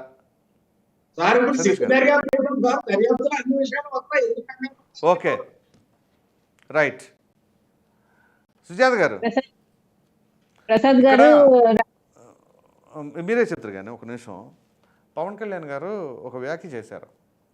ఆయన ఏమన్నారంటే, ఇదే పరిస్థితి ఒక రిలీజియన్కి సంబంధించిన అంశం కాబట్టి చాలా సెన్సిటివ్ మ్యాటర్, ఇదే ఒక చర్చి పైన మసీదు పైన జరుగుంటే అల్లా కల్లోలం అయ్యేదని అన్నారు. అది కొంత ఏదో రెచ్చగొట్టే వ్యాఖ్యలాగా అనిపించట్లేదంటారా మీరు? సార్ రమేష్ గారు సహనంగా వినాలి దయచేసి. మీరు గుడ్డ కాల్చి వాటికి మేము ఇస్తున్నప్పుడు మీరు వినే ధైర్యం మీకు ఉండాలి. దయచేసి మధ్యలో డిస్టర్బ్ చేయకండి. మీరు నేను ఒక్కొక్క పాయింట్కి నేను ఆన్సర్ ఇస్తాను సార్. 1000 కాళ్ల మండపం విషయంలో టీడీపీ కూల్చివేసింది అన్నారు. 1000 కాళ్ల మండపం కూల్చివేతలు మొదలైంది 1920లో అండి. 1920లో మాడవీధుల్ని విస్తరణ చేయాలనే భాగంగా కొన్ని రాతి స్తంభాలు తొలగించారు. అప్పుడు ప్రజల నుంచి, భక్తుల నుంచి కొన్ని అభ్యంతరాలు వ్యక్తమైతే అక్కడికి ఆపేశారు సార్. మళ్ళీ 1980లో మళ్ళీ ఉత్తర దక్షిణ భాగాల్లో సగం భాగాన్ని తొలగించారు. దాని తర్వాత 2003కి సగం 1000 కాళ్ల మండపం సగం మాత్రమే మిగిలింది సార్. అంటే మొత్తం సగం తొలగించేశారు. ఇప్పుడు జగన్మోహన్ రెడ్డి గారికి ఎవరైతే తొత్తుగా ఉన్నారో అజయ్ కల్లం గారు ప్రతిపాదించారు, ఇది మొత్తానికి తీసేయాల్సి ఉంటుంది, ఎందుకంటే బ్రహ్మోత్సవాల్లో ప్రజల తాకిడికి, భక్తుల తాకిడికి ఇక్కడ సరిపోదు, ఇది వెడల్పు చేయాలంటే ఖచ్చితంగా తీసేయాల్సి ఉంటుంది అని. ఆ రోజు ఆగమ శాస్త్ర పండితులతో అందరితో చర్చించిన తర్వాత మాత్రమే 1000 కాళ్ల మండపం తీయడం జరిగింది సార్. చంద్రబాబు నాయుడు గారు టీడీపీ చేసిన పని కాదండి, 1920 నుంచే స్టార్ట్ అయింది. నెక్స్ట్ రెండో పాయింట్, పవన్ కళ్యాణ్ గారు బాప్టిజం తీసుకున్నానని ఎక్కడా చెప్పలేదు. ఎస్, పవన్ కళ్యాణ్ గారి భార్య క్రిస్టియన్నే. ఆయన భార్య మతాన్ని ఆయన గౌరవిస్తారు. పవన్ కళ్యాణ్ గారి భార్య క్రిస్టియన్ అయినా కూడా దేవాలయాలకు వచ్చేటప్పుడు మన దశావతార వెంకటేశ్వర స్వామి టెంపుల్ లో కానీ అక్కడ పట్టు వస్త్రాలు సమర్పించేటప్పుడు ఆవిడ క్రిస్టియన్ మతాన్ని పాటించినా కూడా సతీ సమేతంగా ఇద్దరు వచ్చి పట్టు వస్త్రాలు సమర్పిస్తారు. మరి జగన్మోహన్ రెడ్డి గారు రాష్ట్రానికి ముఖ్యమంత్రి అయినప్పుడు అన్ని సంప్రదాయాల్ని పాటించాల్సిన అవసరం ఉంటుంది. అలా ఉన్నా కూడా జగన్మోహన్ రెడ్డి గారు సతీమణిని ఎప్పుడూ తిరుమల తీసుకొచ్చిన దాఖలాలు లేవు. స్వామివారికి పట్టు వస్త్రాలు సమర్పించాల్సినప్పుడు తను ఒక్కళ్ళే వచ్చి సాంప్రదాయం తొంగలో తొక్కారు. అలాగే ఆవిడ సతీమణి కోసం ప్రజల డబ్బుతోటి గుడి సెట్టింగ్ వేయించుకున్నారు ఇంటి దగ్గర. రెండో పాయింట్, పవన్ కళ్యాణ్ గారు బీఫ్ తినడాన్ని ప్రోత్సహించారు అని చెప్పారు.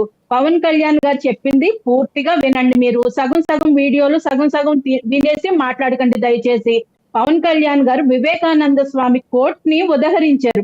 అక్కడ ఏముంటుందంటే వివేకానందుడు గారు చెప్పిన మాటలు ఏంటంటే, నువ్వు నీ ధర్మాన్ని కాపాడుకోవడానికి బ్రతకాల్సిన అవసరం వచ్చినప్పుడు నీకు తినడానికి వేరే ఆహారం ఏదీ దొరకని పరిస్థితుల్లో బీఫ్ మాత్రమే అక్కడ అవైలబుల్ ఉంటే అలాంటి పరిస్థితులు అది తినన్నా బతికి నువ్వు నీ ధర్మాన్ని బ్రతికించుకో అన్నారు సార్. అది పూర్తిగా వినకుండా ఆ కోర్టు గురించి తెలుసుకోకుండా తినమన్నారని అది తప్పుడు ప్రచారం దయచేసి మీరు చేస్తున్నారు సార్. ఇంకా సిబిఐ విషయంలో అవినాష్ రెడ్డి గారిని అరెస్ట్ చేయడానికి వచ్చినప్పుడు ఆ అధికారులను ఏ విధంగా బెదిరించారో అందరం చూసాం. కడపలోకి అడుగు పెట్టనివ్వలేదు సార్ సిబిఐ అధికారుల్ని. ఈ రోజు మీరు సిబిఐ విచారణ కోరుతున్నారంటే ఏం అర్థం చేసుకోవాలి? సిబిఐ అధికారుల మీదే కేసు పెట్టారు సార్. మీరు సిబిఐ అధికారుల మీదే కేసు పెట్టారు. ఇది దేశంలో ఎక్కడ లేదు సార్. కొత్త ట్రెండ్ సెట్టింగ్. మీరు సిబిఐ విచారణ కోరుతున్నారు. ఈ రోజు సిట్ వేస్తే మీకు ఏం బాధండి? మీ ప్రభుత్వంలో తప్పు జరిగినప్పుడు మీకు సిట్ వేస్తే ఏంటి, సిబిఐ అయితే ఏంటి, హైకోర్టు సుప్రీంకోర్టు న్యాయమూర్తి అయితే ఏంటండి, ఏదైతే ఏంటి, ఏ విచారణ కన్నా మేము సిద్ధం, రెడీ, మీరు తేల్చుకోండి అని చెప్పాల్సింది పోయి మీరు ఎందుకు ఇట్లాంటి భయపడుతున్నారు? ఆ విచారణ వద్దని చెప్పేసి మీరు సుబ్బారెడ్డి గారేమో కోర్టులకు వెళ్తారు. మీరు సిట్ వేస్తే ఎందుకు బాధ?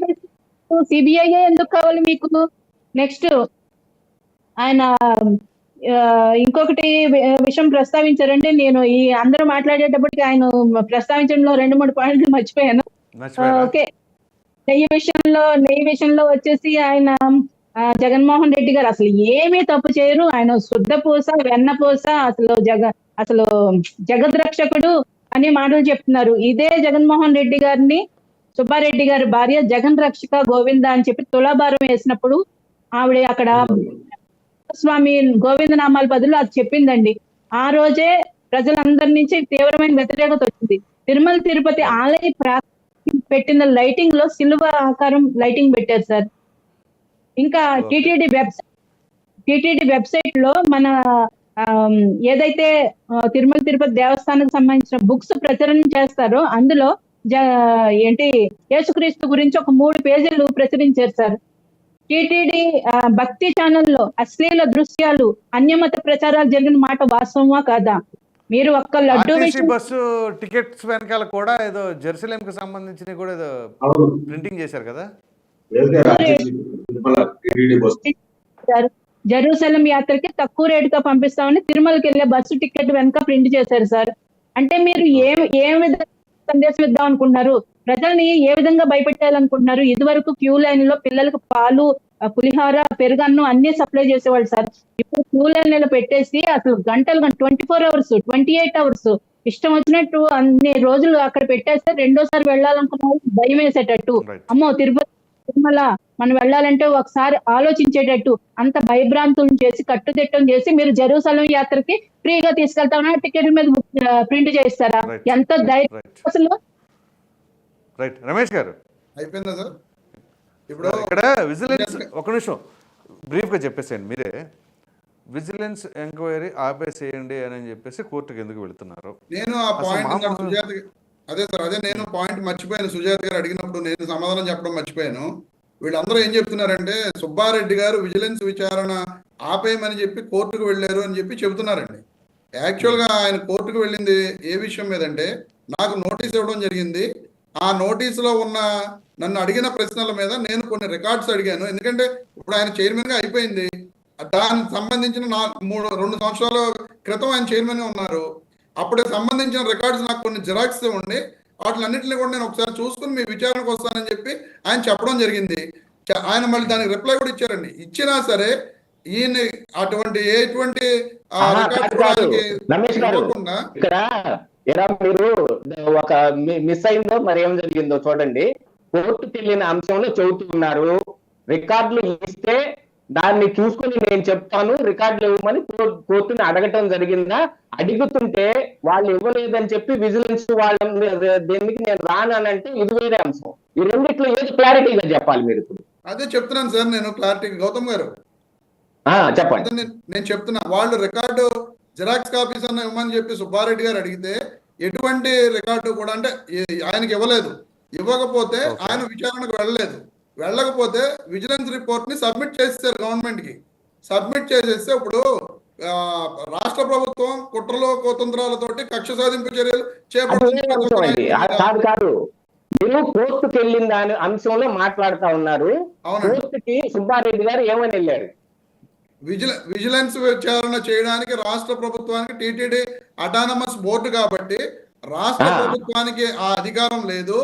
అంతేకాకుండా నేను ఇలాగ రిపోర్ట్స్ అడిగాను సార్, నన్ను చెప్పనివ్వండి ప్రసాద్ గారు, నేను ఇలాగ రిపోర్ట్స్ అడిగినా సరే కనీసం నాకు జిరాక్స్లు కానీ ఇవి కానీ ఎటువంటి సమాచారం కూడా నాకు అందించకుండా ఏకపక్షంగా రాష్ట్ర ప్రభుత్వానికి రాష్ట్ర విజిలెన్స్ డిపార్ట్మెంట్ రిపోర్ట్ ఇచ్చింది.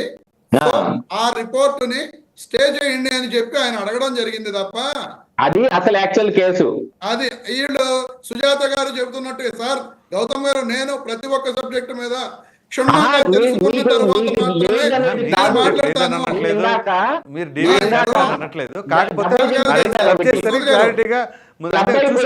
తర్వాత క్లారిటీ మిస్ అయిపోయింది కదా. పబ్లిక్ అర్థం కావడం కోసమే చేద్దామని కాదు, ఎందుకంటే జనసేన వాళ్ళు కానీ చెబుతుంది ఏంటంటే ఇదిగో తప్పు చేయకపోతే సుబ్బారెడ్డి గారు విజిలెన్స్ విచారణ ఎందుకు ఆపమన్నారు అని అంటారు. ఆయన అడిగిన జిరాక్స్ కాపీలే కదా, ఆయన టైంలో ఉన్నాయి కదా. ఇప్పుడు ఆయన టైంలో జరిగిన జిరాక్స్ కాపీలు వాళ్ళు అంటారులే, అది రాజకీయ పరమైన అంశం, మనం మ్యాటర్ ఏం మాట్లాడుకున్నాం. అదే గౌతమ్ గారు నేను చెప్తున్నా. ఇప్పుడు సుజాత గారు ఇప్పుడు కూడా అన్నారు, రెండోసారి మాట్లాడేటప్పుడు కూడా సుబ్బారెడ్డి గారు విజిలెన్స్ విచారణని ఎందుకు ఆపేయమని చెప్పి అడుగుతున్నారు అనేది మళ్ళీ మా మీద నెపవేస్తున్నారు. దానికి నేను క్లారిఫికేషన్ చెప్తున్నా. ఆయన విజిలెన్స్ విచారణ ఆపమన్నది ఇందుకోసం తప్ప మేము విజిలెన్స్ విచారణలకు పారిపోవడమో లేకపోతే రాష్ట్ర ప్రభుత్వం విచారణలు చేస్తే పారిపోవడానికో మేము చేయమని చెప్పి ఆపలేదండి. జనసేన నాయకులు కానీ టీడీపీ నాయకులు కానీ తెలుసుకోవాల్సిన విషయం అది. అలాగే క్లియర్ కట్ గా ఎప్పుడైనా సరే ఏ విచారణకైనా సరే మేము సిద్ధం. సిట్ అనేది మీరు వేసుకోండి, తప్పలేదు, మీరు ఎంక్వైరీ చేయండి. దాంట్లో మేము తప్పు చేశామని చెప్పి మీరు నిరూపించితే శిక్ష చట్టాలకు అయితే మీరు ఏ విచారణకైనా సిద్ధం అంటున్నారు కదా. మైన్స్ ఎండి వెంకటరెడ్డి అటు సముద్రం నుంచి అటు వెళ్ళిపోయాడంటండి, కొంచెం ఫోన్ చేసి తెప్పించండి సార్. అదే అండి, వెంకటరెడ్డి గారు మొన్న హైకోర్టులో పిటిషన్ దాఖలు చేశారని చెప్పి అదే ఆంధ్రజ్యోతి పేపర్ లో రాశారు. ఇప్పుడు తరపున న్యాయవాది ఉంటారుగా. అలా కాదండి, మరి షిప్ లో వెళ్ళిపోయి ఎక్కడో ఉన్నాడు, రేపు పొద్దున కోర్టు విచారణకు రావాలని అడిగితే అప్పుడు రాలేడు కదా. ఇప్పుడు అన్ని కూడా ప్రసాద్ గారు. ఫర్ ఎగ్జాంపుల్ ఆయన ఎవరంటే కుక్కల విద్యాసాగర్ ఎక్కడున్నాడు, ఉత్తరాఖండ్ లోనే డెహ్రాడూన్ లో ఉంటే తీసుకొచ్చారు. అవును సార్, ఆయనకి అక్కడ వ్యాపారాలు ఉన్నాయి, డెహ్రాడూన్ లో వ్యాపారం ఉంది అతనికి. సార్ నాకు విద్యాసాగర్ గురించి పూర్తిగా తెలుసండి. నేను కాదంటే ఆయన వ్యాపారాల గురించి ఆయన కుటుంబ నేపథ్యం గురించి ఏం వద్దు. ఎందుకంటే ఇన్ని రోజులు అడుగుతున్నారు కదా, ఇదేంటి నా మీద ఎన్ని కథనాలు వస్తున్నాయని చెప్పేసి డైరెక్ట్గా తన అడ్వకేట్ని పట్టుకుని రాపోయారు. పోలీసులు వెళ్ళి అర్ధరాత్రి పట్టుకొచ్చేంత వరకు కూడా ఉంటాం ఎందుకు? విద్యాసాగర్కి మాకు సంబంధం ఏంటి సార్? అతను మా పార్టీ కాదు, మేము ఎందుకు అడుగుతాం? మాకు సంబంధం ఏంటి? మీరు కాదండి, మీరు కాదు, అతను డైరెక్ట్గా వచ్చేసి నా మీద ఇన్ని కథనాలు వస్తున్నాయి ఏంటి అని చెప్పేసి ఆయన ఓపెన్ అప్ అయిపోయి మాట్లాడొచ్చు కదా. వీళ్ళు వెళ్ళి పట్టుకొచ్చారు. ప్రెస్ మీట్ ఇచ్చారు ఆయన. కుక్కల విద్యాసాగర్ గారు ఎమ్మెల్యే చేసింది ఏ పార్టీ నుంచి? ఆయన 2014లో కంటెస్ట్ చేశాడు. ఇనాక్టివ్ అయ్యారు. పోటీ చేస్తున్న వ్యక్తి ఇంకా అతను ఏ పార్టీ? గౌతమ్ గారు విషయం తెలుసో తెలీదు. చెప్పండి, కంక్లూజన్ ఏంటి అసలు ఈ యొక్క వ్యాఖ్యలకు సంబంధించి? అంటే చంద్రబాబు నాయుడు గారు వ్యాఖ్యలు చేయడం తప్ప, వీళ్ళు విచారణకి వెళ్ళటం తప్ప ఇక్కడ ఏం జరుగుతుంది? యాక్చువల్ గా ఎంత కష్టం అయినా కానీ అండి, జరిగిన విషయాన్ని ప్రజలకు చెప్పాల్సిన అవసరం పదవిలో ఉన్న వాళ్ళకి ఉంది. ఆ విషయాన్ని చంద్రబాబు నాయుడు గారు చేశారు అని నేను గట్టిగా నమ్ముతున్నాను. ఇది నా పర్సనల్ ఒపీనియన్. చెప్పటం తప్పు కాదు. అందులో ఒకటి జరిగింది అని అంటే ఆ జరిగిన విషయాన్ని ఒప్పుకోవాల్సిన అవసరం ఉంటుంది ఎవరికైనా సరే. దాన్ని వాళ్ళు ఇచ్చిన ఎన్డీడీబీ రిపోర్ట్ వచ్చిన తర్వాతనే 2 నెలల తర్వాత ఆయన చెప్పింది. అది కూడా వాళ్ళ దీంట్లో పెట్టారు. ఇప్పుడు చెప్పలేదు, దాని ముందు ఎందుకు చెప్పలేదు అని క్వశ్చన్ చేయటం వేరు. రిపోర్ట్ ఎక్కడుంది అంటే రిపోర్ట్ చేతిలో పట్టుకుని చెప్పాల్సిన పని లేదు కదా. ప్రతి ఒక్కటి చేతిలో పట్టుకొని చెప్పాల్సిన పని లేదు. తర్వాత రోజు రిలీజ్ చేశారు. కానీ దానిపైన ఉన్న డేట్ చూసాం కదా, అసలు మనం ఆడొచ్చింది.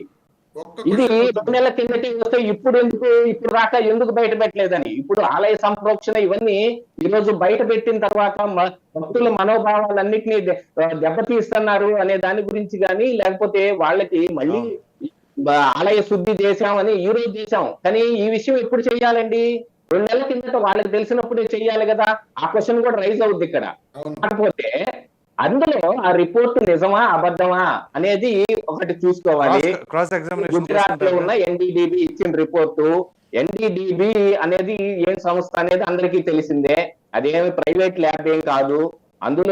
అందులో ఖచ్చితంగా వాళ్ళు ఫస్ట్ ఇచ్చిన రిపోర్ట్ ప్రకారంగా ఏంటంటే అందులో ఉండే ఆ టెక్నికల్ టెర్మినాలజీ ఎవరికి అర్థం కాలేదని చెప్పి దానిపైన వ్యాఖ్యానం కూడా వాళ్ళ దగ్గర నుంచే తెప్పించుకున్నారు. తర్వాత ఆ వచ్చిన వ్యాఖ్యానంలో అందులో బీఫ్ టాలో లోడ్ అనే మాటలు అందులో ఉదాహరించబడి ఉన్నాయి. అంటే ఈ దున్నపోతు కావచ్చు, ఆవు కావచ్చు, ఏదైనా సరే బీఫ్ ఒక కొవ్వు, అలాగనే పంది కొవ్వు అనేది వాళ్ళు క్లియర్ గా చెప్పడం జరిగింది. అందులో మెన్షన్ చేశారు.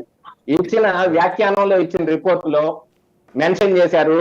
దాన్ని తప్పు అని అనటానికి ఎవరికి మరి సాహసం ఉండకూడదు. యాక్చువల్ గా ల్యాబ్ తప్పు అన్నారనుకోండి, ప్రభుత్వమే తప్పు, రాజ్యాంగమే తప్పు, అన్ని తప్పుల కింద వస్తాయి.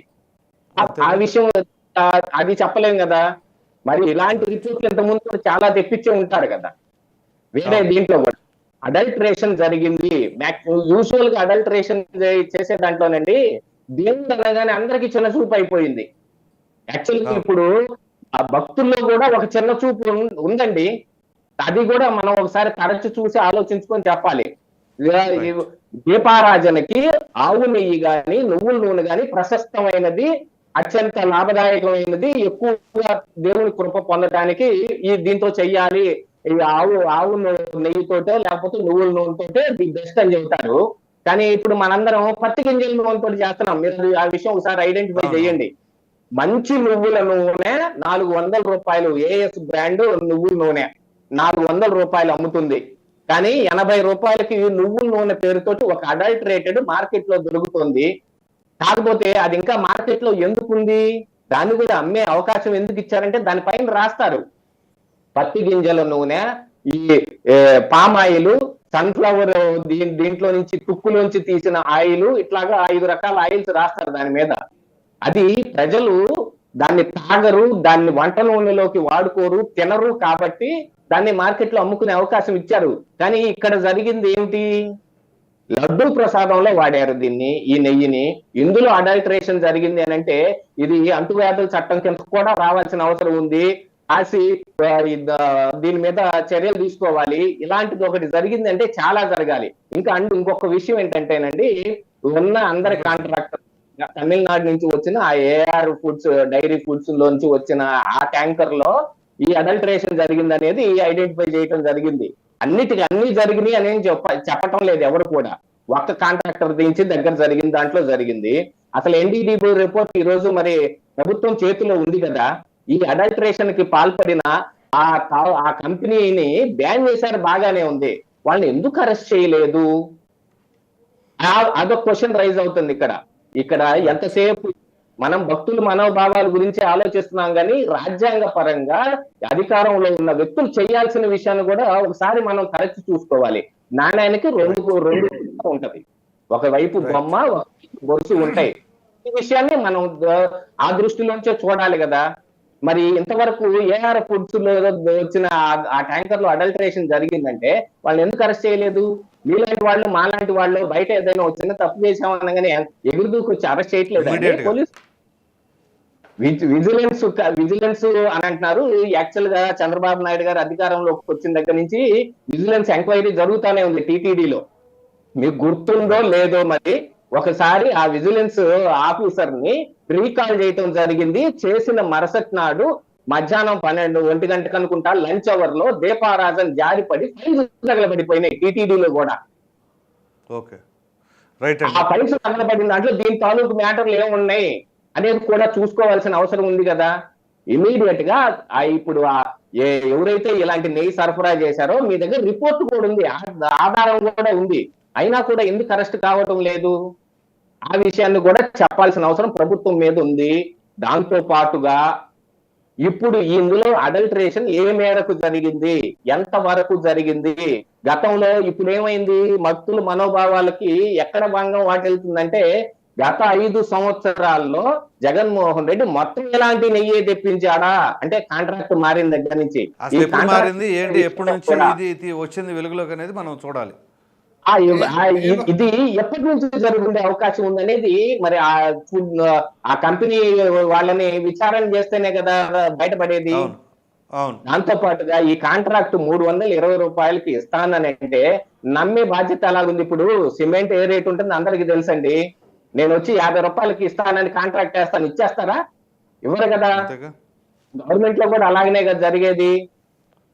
ఆ విషయంలో వైవి సుబ్బారెడ్డి గారు మరి ఈ ఆయన చైర్మన్ గా ఉండగానే జరిగిన ఇందులో దాన్ని ఈ బోర్డు మెంబర్స్ అందరితో కూడా కలిపి చర్చించారు. అంటే బోర్డు మెంబర్స్ అందరికి ఎటువంటి డౌట్ రాలేదా 320 రూపాయలకి ఇస్తాను అని అంటే? అలాంటి డౌట్ వ్యక్తం చేయకుండా ఉండటానికి వారికి ఉన్న ఉద్దేశాలు ఏమిటి అవన్నీ కూడా బయటకు రావాలి. ఇప్పుడు అధికారులు ఉన్నారండి, నేను ఫినిష్ చేస్తాను. అధికారులు ఉన్నారు, దాని మీద నిర్ణయం తీసుకోవాల్సింది ఏంటి? మరి ఆ పాలక మండలే కదా. ఆ పాలక మండలి కూడా దీన్ని బుర్రబెట్టి ఆలోచించుకోవాలి కదా. ఎంత తక్కువ కోట్ చేస్తాడంటే దీంట్లో కారణం ఏంటి అనేది. ఒక్కసారి రమేష్ గారు చెప్పండి మీ పాయింట్. ఏం లేదు సార్, ప్రసాద్ గారు ఒకటే నేను క్లారిఫికేషన్ ఇచ్చేది. ఏఆర్ ఫుడ్స్ అనే సంస్థ 2019 నుంచి 24 మే వరకు కూడా ఎప్పుడు టీటీడీకి నెయ్యి సప్లై చేయలేదు. కావాలంటే మీరు చెక్ చేసుకోవచ్చు. 24 మేలో వాళ్ళకి టెండర్ వచ్చింది. జూన్ 12న అంటే చంద్రబాబు నాయుడు గారు ముఖ్యమంత్రిగా ప్రమాణ స్వీకారం చేసిన రోజున వాళ్ళు నెయ్యి పంపించడం జరిగింది. ఆ రోజు నుంచే వాళ్ళు నెయ్యి పంపించడం జరుగుతుంది. 19 నుంచి 24 మధ్య మీరు నేను క్రాస్ చెక్ చేస్తాను, చేసి కాదు. ఇక్కడ రమేష్ గారు తెలివిగా ఒక అంశాన్ని దాటేస్తున్నారు. ఏదైతే ఉందో ఒక్కటే చేసింది అని నేను చెప్పా. గతంలో ఇంకా ఎంతమంది ఎవరెవరు ఎన్నిసార్లు చేశారో దాన్ని అంతటిని కూడా విచారణ చేయాల్సిన అవసరం ఈ రోజున గవర్నమెంట్ ఉన్న వాళ్ళ మీద ఉందని చెప్పాను. విచారణ చేపిద్దాం. దీని వెనకాల ఎవరెవరు ఉన్నా సరే వాళ్ళ పైన కఠినంగా చర్యలు తీసుకోవాల్సిందే, అది కూడా చట్టపరంగా. రైట్, ధన్యవాదాలండి చర్చలో పాల్గొన్నందుకు. సతీష్ గారు తెలుగుదేశం పార్టీ అధికార ప్రతినిధి, అలాగే సుజాత గారు జనసేన పార్టీ అధికార ప్రతినిధి, కార్మించి రమేష్ గారు వైసీపీ అధికార ప్రతినిధి, అట్లాగే రాజకీయ విశ్లేషకులు గౌతమ్ గారు, అందరికీ ధన్యవాదాలండి. మళ్ళీ రేపు కలుద్దాం.